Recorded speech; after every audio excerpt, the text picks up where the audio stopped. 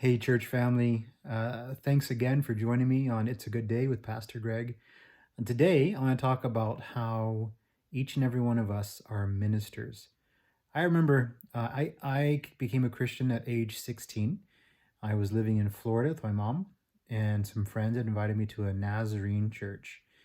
And I remember going there for a while and giving my life to Christ and receiving Him into my life. And I remember meeting with the pastor, and I asked him, "What do you do during the week?" And he said, "Well, I'm a pastor." I said, "Oh, I know what you do on Sundays. What do you do during the week?" Well, back then, I didn't realize how much work it was to be a pastor. Nowadays, of course, I laugh at that simple little question.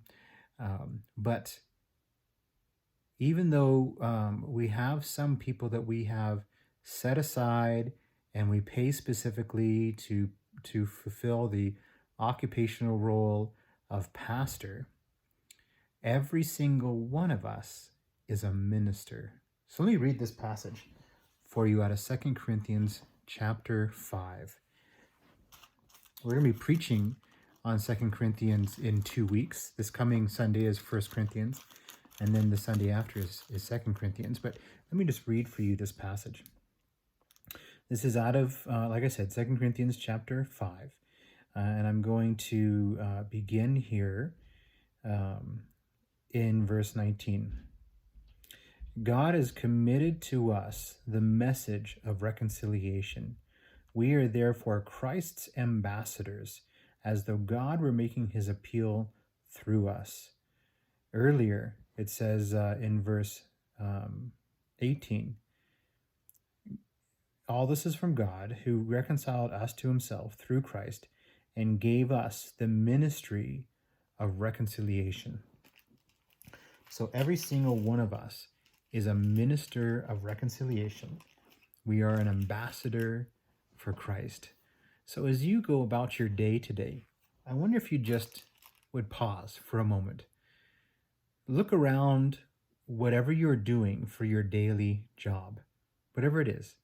So if you're a stay-at-home parent, if you are a caregiver, if you work in a school, a hospital, if you work in marketing or in the political realm, if you work in retail, if you work in a grocery store, if you're self-employed, if you're not employed, if you're waiting for a job, if you're a student, if you're retired, whatever you do, if you're a farmer, if you, whatever, wherever you are, whether it's a role that you're getting paid for, or a role that you're doing for free, or a role that you're doing because you love, whatever you are doing, stop right now, look around, and recognize you are a minister of reconciliation, an ambassador for Christ, first and foremost.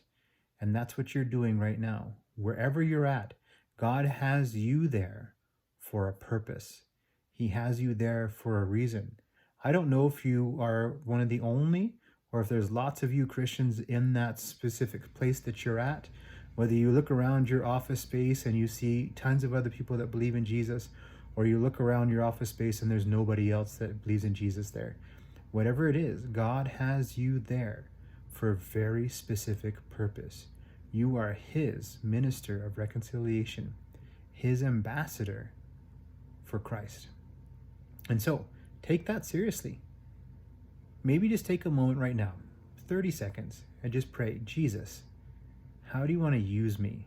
I know I am a minister of reconciliation. I know that I'm an ambassador for you, Jesus. How do you want to use me in this other occupation that I have right now? I bless you this week as you go about your week. Just that you would see every opportunity that you have as an opportunity to be exactly that, a minister of reconciliation and an ambassador for Christ. Blessings on you. I hope that you see Jesus all over the place in everything that you do. Hope you guys have a great day. Hope you have a great week. We'll see you again.